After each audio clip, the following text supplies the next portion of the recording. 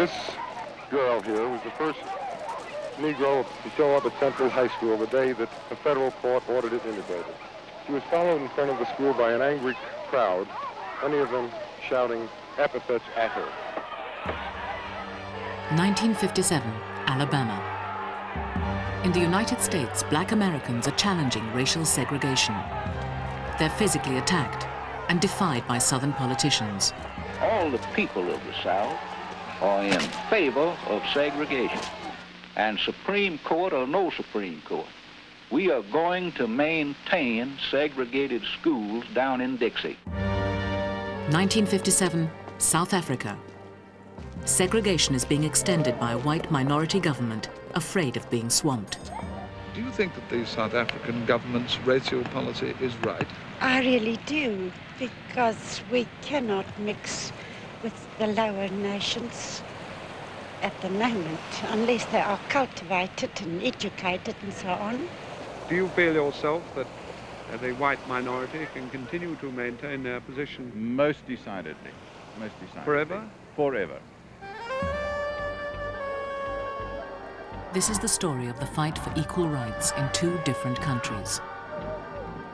In both South Africa and the southern states of America, black men and women faced segregation that was backed by the force of law. The circumstances were very different, but in both countries, change only came after ordinary people took their protest onto the streets.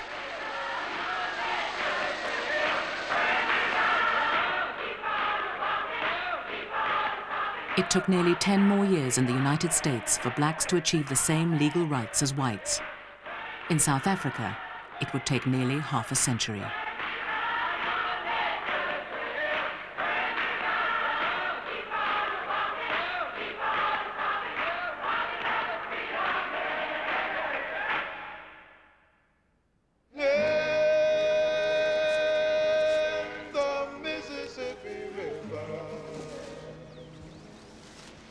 In the land of the free, slavery had been ended 90 years before, and the United States Constitution promised equality before the law.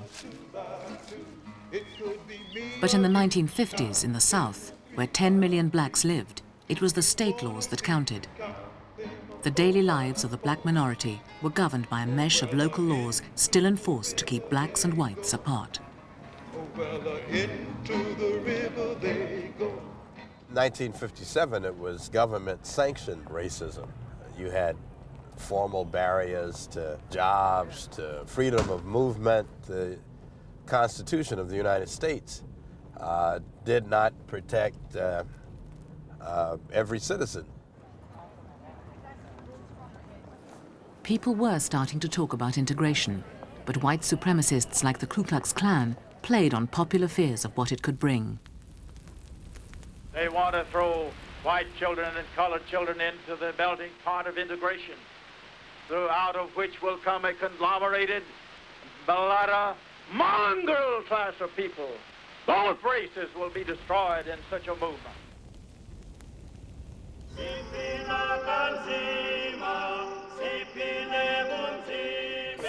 The 13 million black South Africans were the majority, but they had few rights in their own country.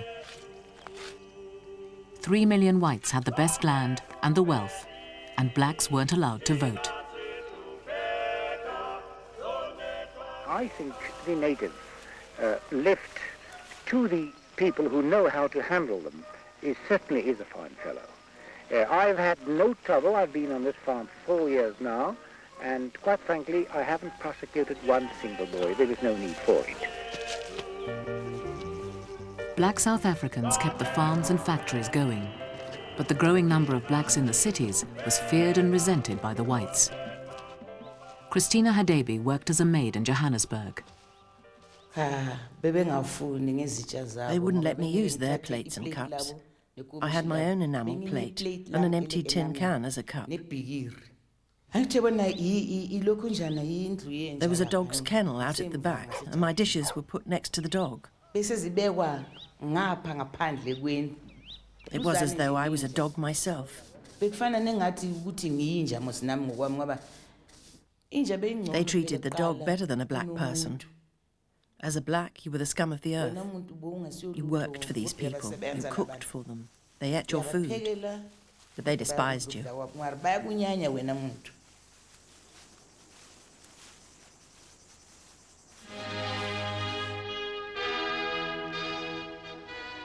Ek is 'n Afrikaner. My verhaal is die verhaal van 'n nuwe volk met 'n nuwe taal op nuwe bodem ontstaan. The majority of the whites were descendants of Europeans who'd settled in southern Africa 300 years before.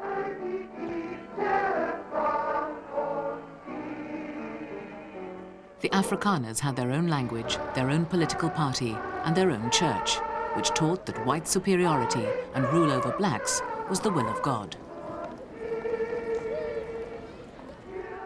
Nico Smith was a theology student and a true believer. They were the inferior people. They were the strange people. They had a different culture. And I also, to a certain extent, believed that they were the cursed people, of whom the Bible says that they were the descendants of Ham, and they were cursed.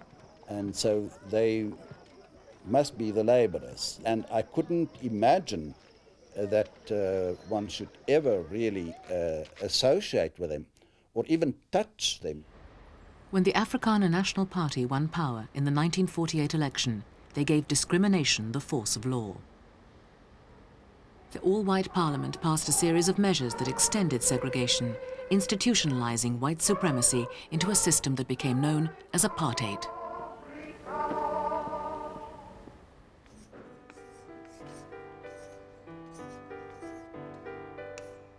In 1957, while segregation was being extended in South Africa, it was starting to come under attack in the United States. Arguing that the US Constitution rendered local segregation laws illegal, black Americans got the US federal courts to order schools to integrate. No blacks had ever been to the Central High School in Little Rock, Arkansas. But 9 children became a test case to break the color bar. Ernest Green was one of them. It was, at that time, the premier high school in the Mid-South. It always turned out large numbers of merit scholars, but it was a barrier. It was something that because I was a black kid, I could not attend there.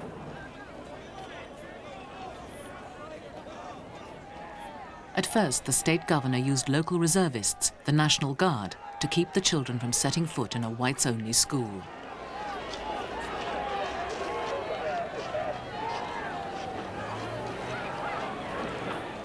Under pressure from Washington, he finally agreed to let them in.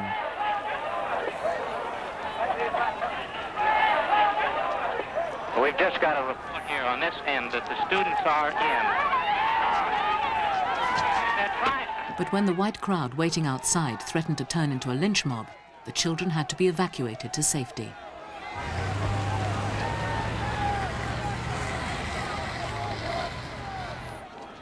Next day, President Eisenhower sent in the US Army to clear white objectors from the street and restore order. 16-year-old Ernest Green tried to go to school again, this time with an armed escort. We were in a station wagon. In the front was an Army Jeep with a machine gun mount. The Jeep let us out. We got out.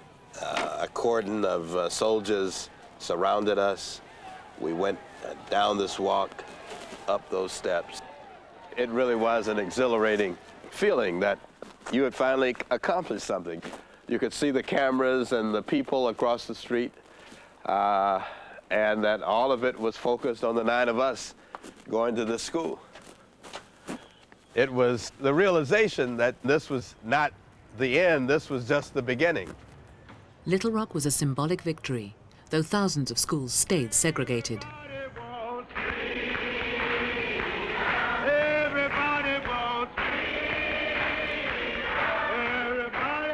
As the civil rights movement spread across the country, it showed how mass action could succeed where court orders on their own had failed. Black Americans found they could start to change things when they joined together to boycott shops or employers who discriminated. At whites-only restaurants, they adopted sit-in tactics. In Tennessee, Bernard Lafayette was one of the protesters. And would take seats quietly at the lunch counter. You would not say anything to anybody, but sit there until you asked to be served. There was the waitress who was very panicky, walking up and down and very confused about what to do, and very clear that she was not going to serve us. I'm sorry, our management does not allow us to serve niggers in here. Then there were these fellows with the ducktail haircuts, and they were walking behind us, so they would make cat calls. They would say, "What are you doing in here, jungle bunnies? You know, you get out of here. You're not going to get served in here." And we sat at the counters, and I was praying when this lady, white lady, came and she put her cigarette out on my arm.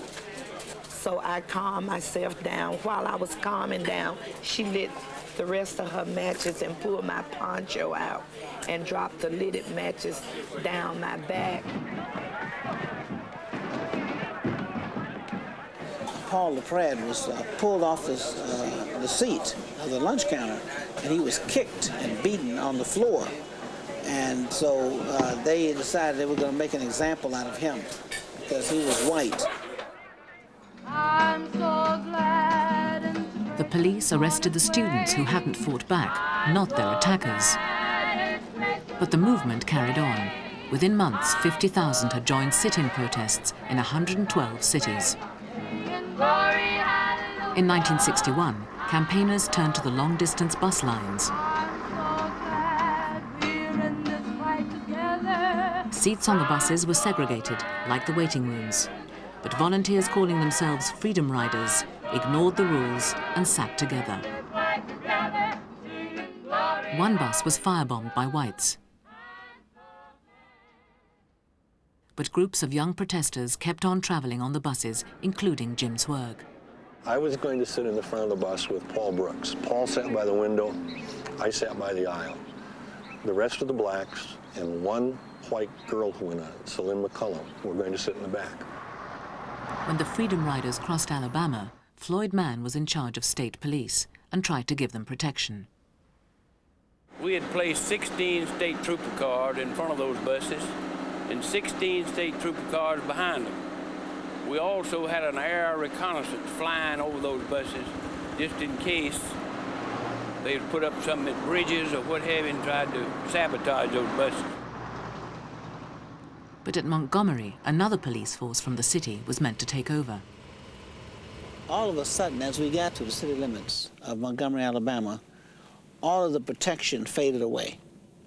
No more state troopers, no more helicopters.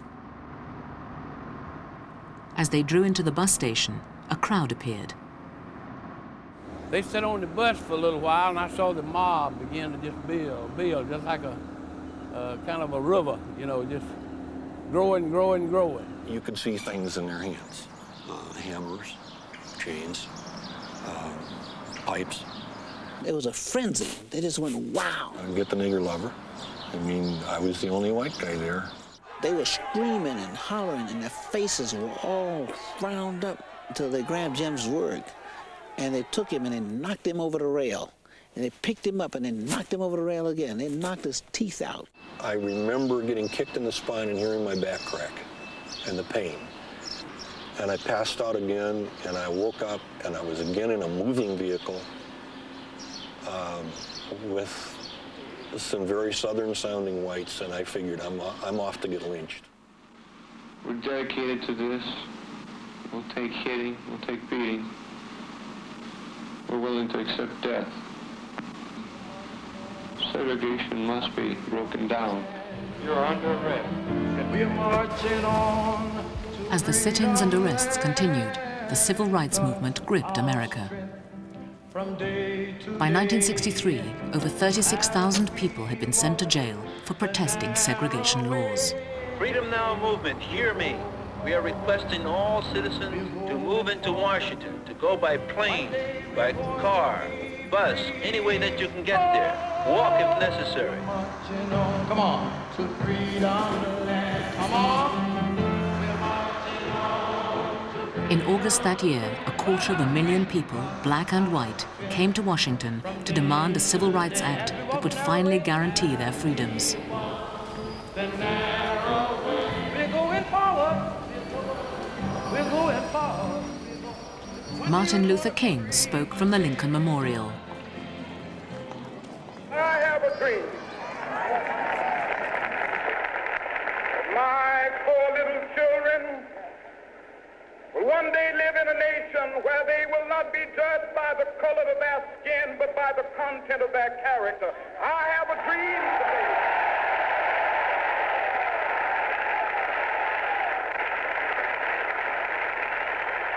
I have a dream that one day, down in Alabama, little black boys and black girls will be able to join hands with little white boys and white girls as sisters and brothers. I have a dream today.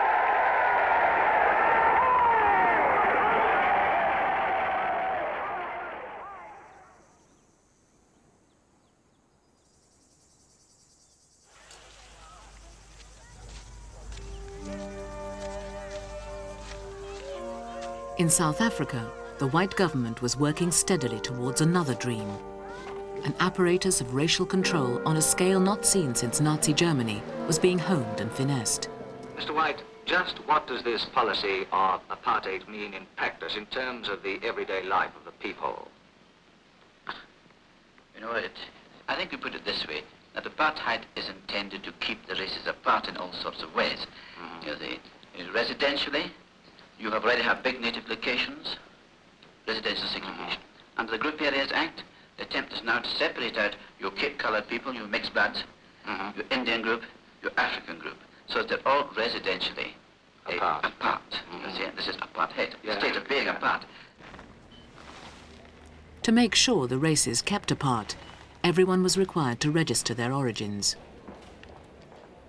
Sex and marriage between races was made illegal, and complex rules classified people who already had mixed blood. White plus white gives white. But white plus anything else cannot give white. It can only give colored. Black plus black gives black, but black plus colored gives colored. Justina Koa was a hospital nurse. Where I started as a student nurse, one side was for the whites and the other side was for the blacks.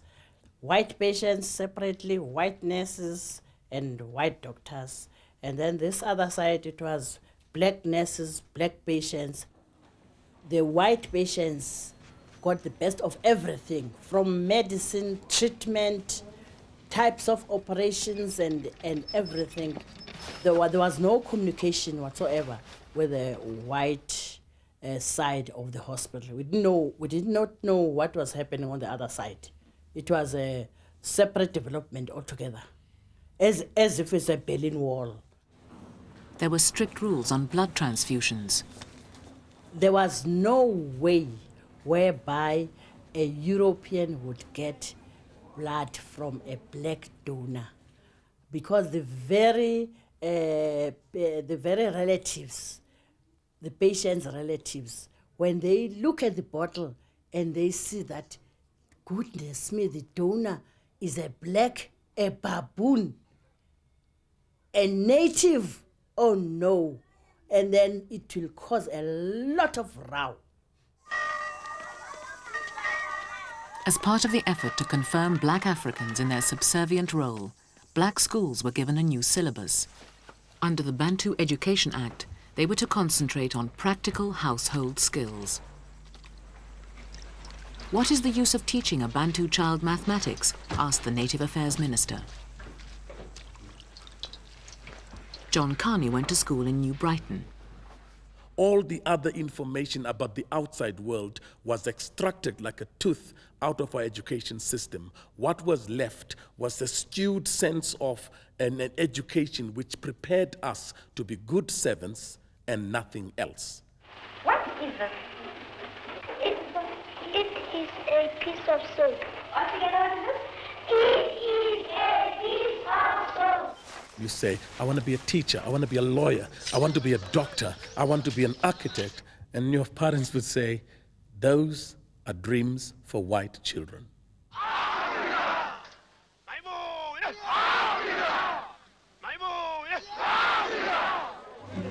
In Johannesburg, there was staged last weekend the first move in a campaign that may lead to civil disobedience.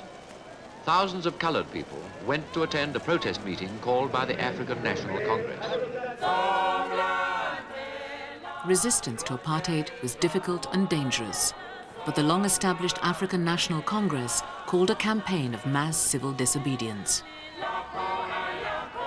In 1955, the ANC published a Freedom Charter which proclaimed South Africa belongs to all who live in it, black and white. The government response was to arrest 156 ANC leaders and charge them with high treason. The trials lasted 5 years. Meanwhile, to ensure the physical separation of the races, non-whites were told where they could and couldn't live. Black settlements within white areas, termed black spots, were to be cleared and their people shifted out.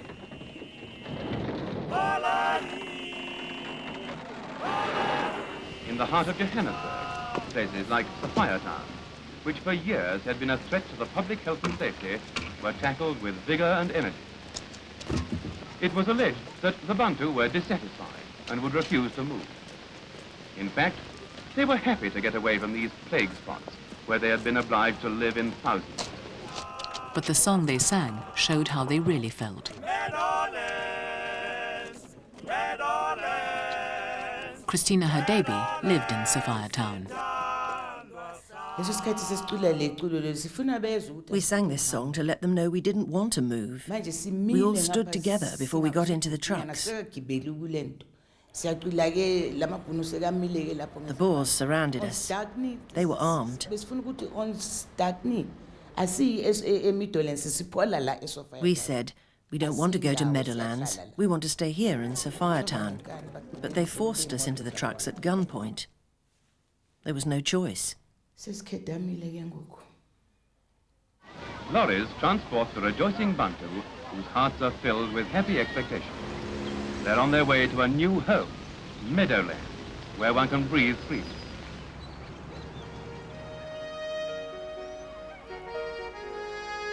The new townships outside the cities were to be the dormitories for black workers. And a new regime, the pass laws, was used to control their movements. To enter a white area, they needed a special stamp showing they had a job. All non-whites over 16, men and women, had to carry passes at all times. This book was the only book which involved the life of a black person in South Africa.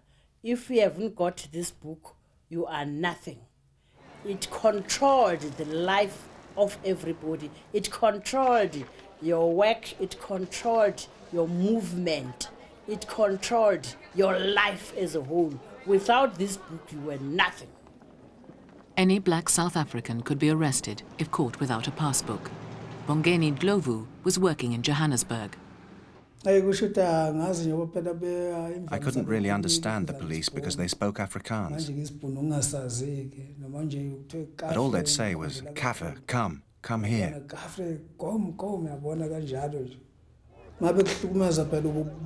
They used to manhandle you and tell you you aren't wanted here. And they'd slap you, grab you by the scruff of the neck. Then they'd just throw you in the police van. The way they used to arrest us was very brutal.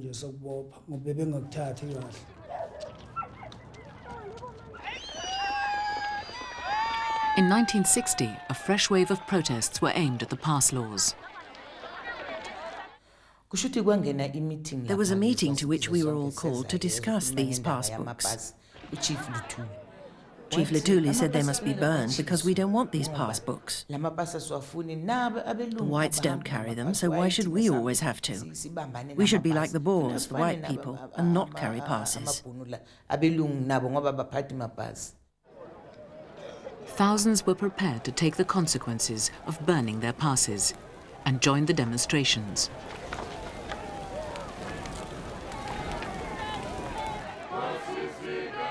The Pan-African Congress, a breakaway group from the ANC, planned a mass meeting against the pass laws in March 1960 in a township called Sharpeville. What happened next tested the limits of peaceful protest. So we went down to the pass office. As we stood there, everybody was pouring in from the township. Children, women, kids, you know. We were singing songs of African, Africa, singing, waiting for the reply. People dancing there, you know, enjoying. They were all happy, these people. The crowd of around 15,000 surrounded a police station under the command of Colonel Pienaar. The police got nervous.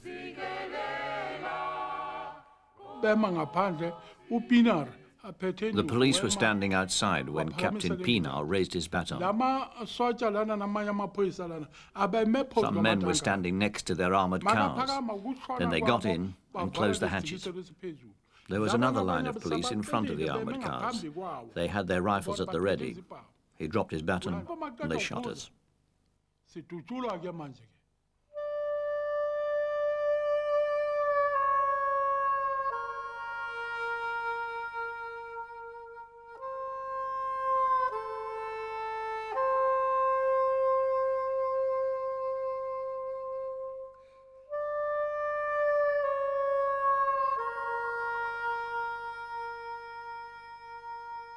After quite a while, everything was quiet. I pick up my head and I look around, I find everything is quiet. I find everybody, the bodies are laying down there. My uncle died there, my younger brother, and my sister. Those are the people who died there. I've lost people that I loved and people that I needed them. Sometimes when I sit down, I find my things are not going right. I say, if my mother was here, my uncle was here, maybe things would have went right.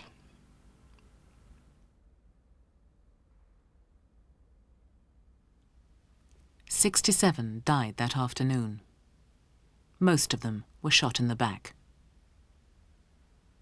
There are many people who feel that it is useless and futile for us to continue talking peace and non-violence against a government whose reply is only savage attacks on an unarmed and defenseless people. Demonstrations against the government by Africans continue on an increasing scale, despite the decree of a state of emergency and the arrest of hundreds of leaders of the opposition. In response to Sharpeville, protests broke out across the country. Convinced that non-violent demonstrations could achieve nothing, a wing of the ANC, led by Nelson Mandela, began a sabotage campaign. But like the non-violent protests, the tactics failed. Mandela was arrested in 1962 and later in 1964 sentenced to life imprisonment on Robben Island. Mandela had declared in court, "I planned sabotage because all lawful methods of opposition were closed. I have cherished the ideal of democratic society with equal opportunity for all. That is an ideal," he said, "for which I am prepared to die." And outside the Pretoria court, Nelson Mandela's wife stood with the crowd around her singing the African freedom song. I shall never lose hope, and my people shall never lose hope. In fact, we expect that the work will go on.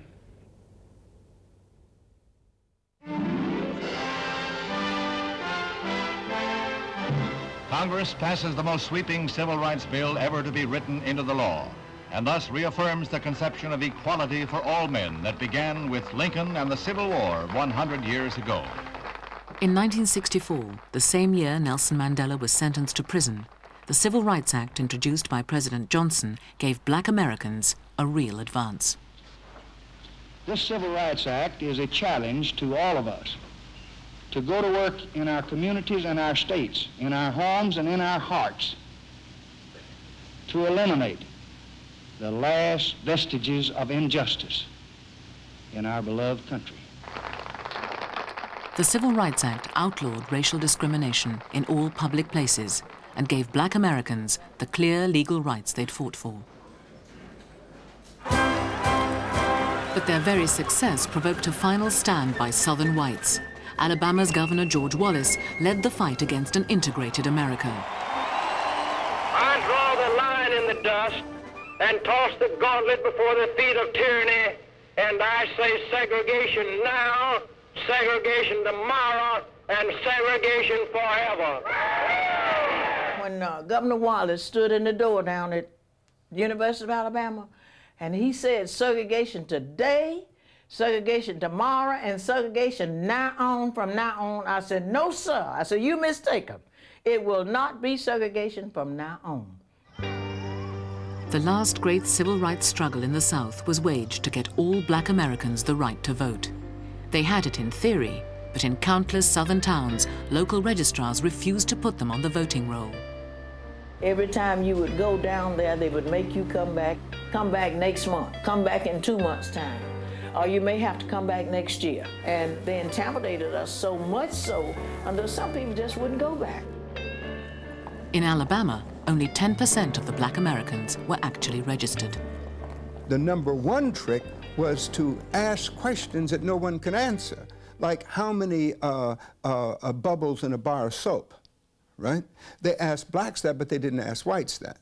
So you asked impossible and stupid and inane questions of people you did not want to vote, knowing that these had no answers.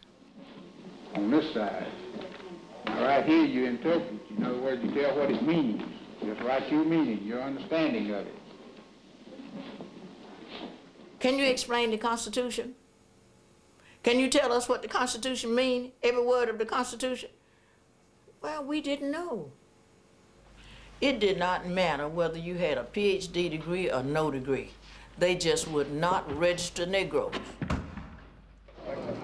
Selma, Alabama, was a center of white resistance and obduracy. When a group of teachers tried to present their case at the registration office, they were stopped by Sheriff Clark. This courthouse is a serious place of business. You seem to think you've taken it for just to be Disneyland or something on parade. Do you have business in the courthouse? We just want to pass. Do you have any business in the courthouse? The only business we had was to come by to the Board of Registers to register. The Board of Registrars is not in session this afternoon, as you were informed. You came down to make a mockery out of this courthouse. We're not going to have it.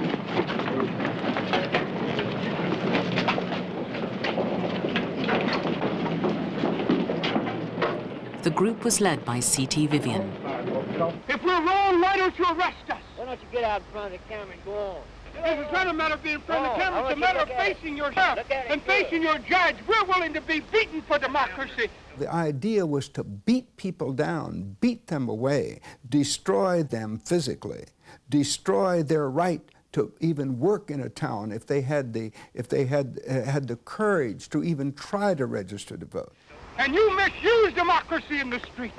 You beat people bloody in order that they will not have the privilege to vote. No, you don't have to beat us. Get out of here. The act by Sheriff Clark was the normal act of the South. This is the kind of violation of the Constitution, the violation of the court order, the violation of decent citizenship. You can turn your back on me, but you cannot turn your back upon the idea of justice. You can turn your back now and you can keep the club in your hand, but you cannot beat down justice. And we will register to vote because as citizens of these United States, we have the right to do it. To protest the continuing voting violations, a march was organized from Selma to the state capital of Montgomery. You are ordered to disperse, go home, or go to your church. This march will not continue. It was stopped by the police on the bridge out of the city.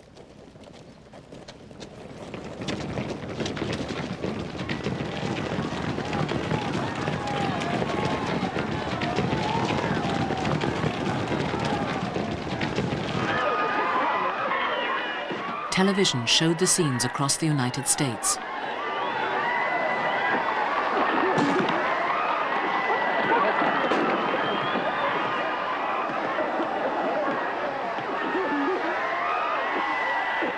You see, as soon as people could see the faces, as soon as they could see what we were doing and what we were about, and understand that, so that it couldn't be lost in a plethora of words in the daily newspaper, right?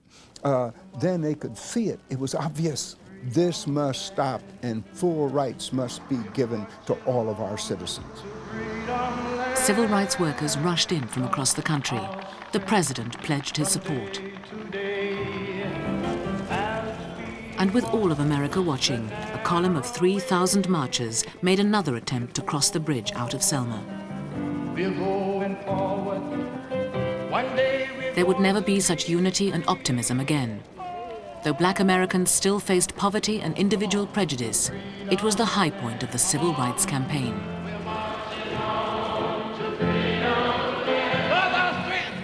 A new act was rushed through Congress, guaranteeing the right to vote. Within 10 years, the number of registered black voters trebled to 3 million. we're going forward. We're going forward. One day we're going to be free.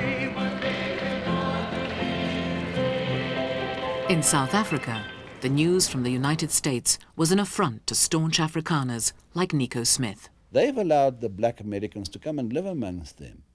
And they try to tell them that they are equal, but they are not equal. So they should have separated them and give them their own part of the country where they can live and where they can develop. South Africa was now moving beyond simple segregation to completely separate development. The guiding genius was Hendrik Verwoerd. Our policy is one which is called by an Afrikaans word apartheid. And I'm afraid that has been misunderstood so often. It could just as easily and perhaps much better be described as a policy of good neighborliness. Accepting that there are differences between people. But while these differences exist, and you have to acknowledge them, at the same time, you can live together, aid one another, but that it can best be done when you act as good neighbors always do. In meticulous detail, the South African government devised a new racial map in which good neighbors would have as little to do with each other as possible.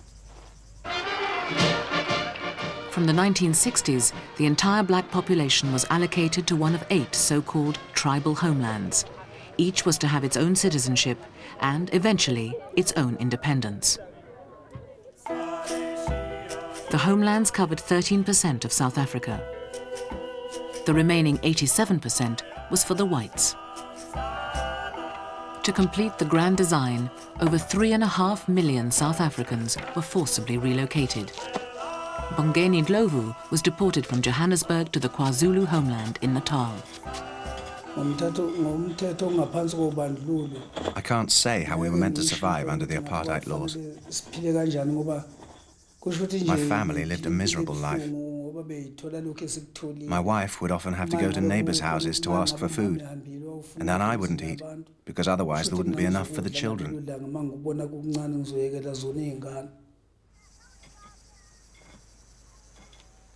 The homelands were used as a vast labor recruitment camp for white South African employers. What has he got to offer? He's got his labor to offer. If he doesn't work for the European, then obviously he will die of famine in the reserve. But it wasn't easy to get off the reserves. Africans had to have an official job permit to go and work in white areas. And those who did were billeted in overcrowded and primitive township hostels, treated as outsiders, foreigners in their own land. The conditions black Africans were living under began to disturb even some of the government's own supporters, including Nico Smith. So much so that he left the National Party and began to speak out in opposition. For instance, in the Black Township, I was shocked because there was nothing. There were no cinemas, no proper shops, no cafes, no playgrounds for children, no recreational opportunities. And every night I saw these thousands of black people streaming into the township, and in the morning they stream out again. So it was actually only a slave camp, you can call it.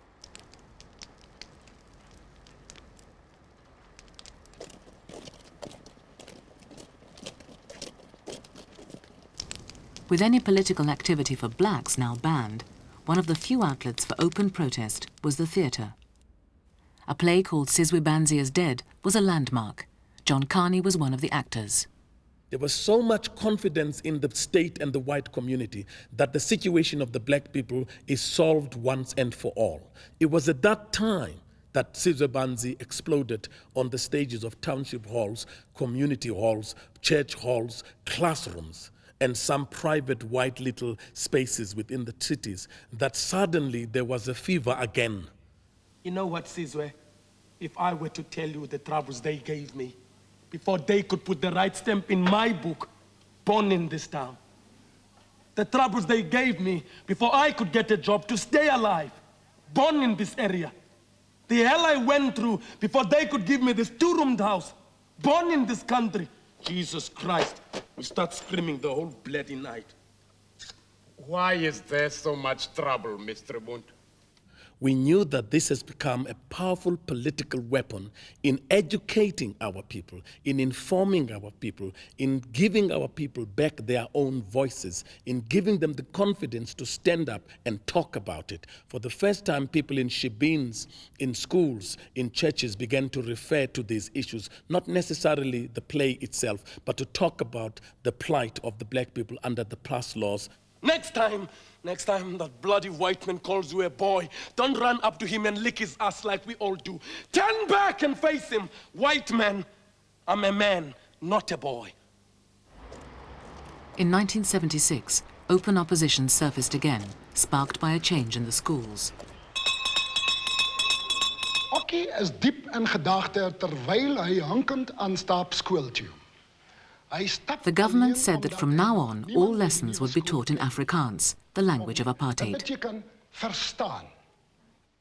Afrikaans was difficult as a subject, so we couldn't imagine having to do subjects like history to be converted to geschiedenis and mathematics, wiskunde, and all what have you. So we had to indicate that we don't want Afrikaans, and initially our aim was not to destroy. The aim was a peaceful demonstration. In June 1976, thousands of schoolchildren took to the streets of Soweto. The new wave of opposition was led by the young.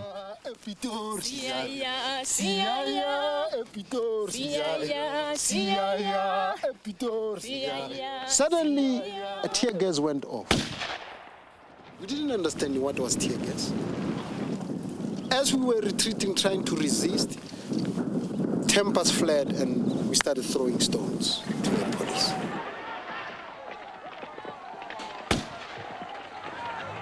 Nurse Koa's daughter was caught up in the violence.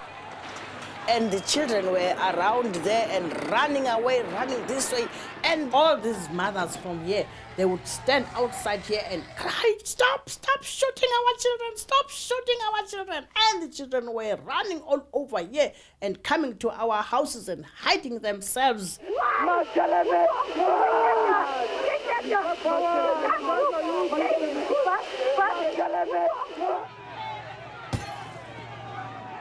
We went on burning properties, everything that was owned by whites in the township. Post office, municipality office, it was just a target because it was the government's thing, so we had to destroy all those. We went to those shopping centers which were like on fire and were looting, and to us is we were taking what belonged to the white men, what belonged to the system. Hundreds of young people now crossed the borders to join ANC guerrillas training abroad.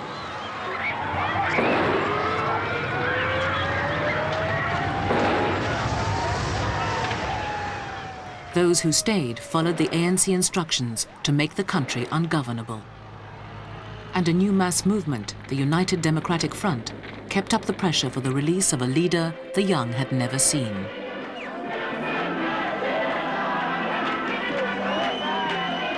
We know Mandela. He's a leader, he's not a terrorist, and he shall never be one. But as long as the government does not want to release Mandela, there shall be no peace in this country. Mandela must be released unconditionally, and with all the political leaders must be released. As the government held out, South Africa became an international pariah. One by one, foreign companies withdrew investment, and foreign governments imposed sanctions on trade. Within the country, militant trade unionists staged a series of political strikes. Tournament Vusani was in the car workers' union. I told my wife and my son, look, we are at war now. So we've got to make sure that we don't use too much money. The only thing we should do now is to buy basic food in order to save so that we can survive. Because we don't know how long this struggle will take. And it might end up with us losing our jobs. So you must expect that. The strikes began to take their toll. Tournament Vusani lost his job. Sacrificing that much has something in return that will happen to the one who's oppressing me, forcing him to give up. Faced with a crippled economy, the government began secret talks with the ANC. Then a group of white businessmen met ANC leaders in exile. I think we found enough ground between us to make the prospect of further talks quite valuable, I think. In 1990, the government responded to the mounting pressure for the release of Nelson Mandela. President F.W. de Klerk spoke at the opening of Parliament. The government has noted that Mr. Nelson Mandela has declared himself to be willing to make a constructive contribution to the peaceful political process in South Africa. I wish to put it plainly that the government has taken a firm decision to release Mr. Mandela unconditionally. With Nelson Mandela's release on the 11th of February, South Africa seemed on the way to a black majority government. It was news most black South Africans had thought they'd never hear. I don't know what can I say, man. I'm so happy. I'm very, very happy. I feel like a drunkard. I am so happy that I feel drunk. I didn't drink to celebrate. I only had my tea and my cigarettes. But in my soul, I was overjoyed because we had done this thing now. And now we were going to move on.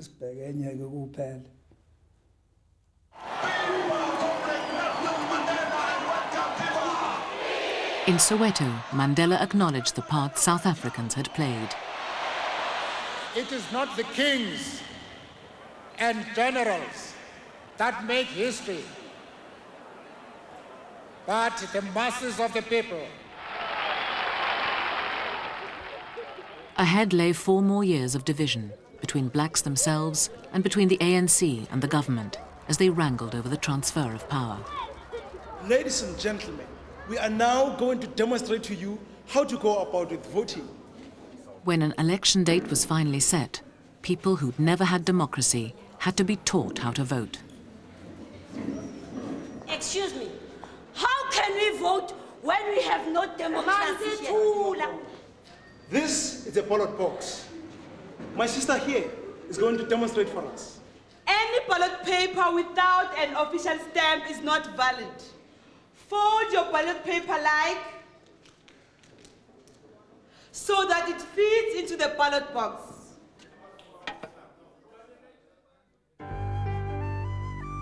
On April the 26th, 1994, they could exercise that right for real.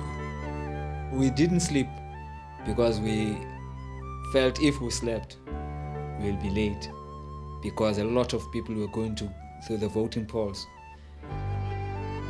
When I woke up at about 4 o'clock, we saw about 3 long queues. We couldn't even know where they were ending.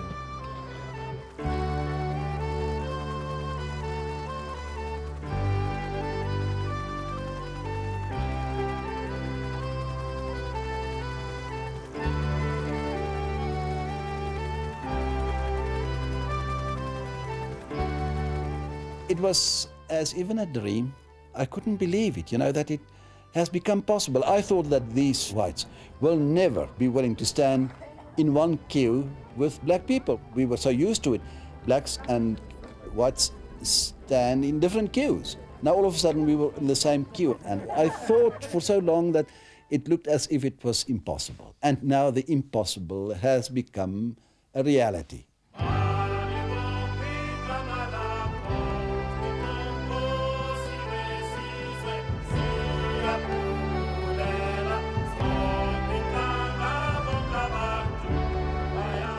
When you were alone in that little box, it was like you were in heaven already.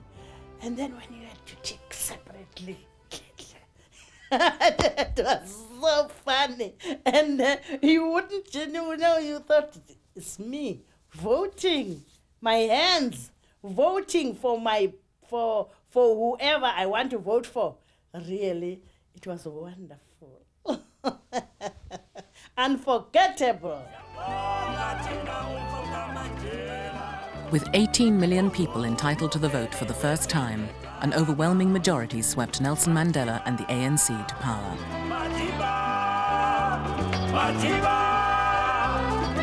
All South Africans now had equal rights.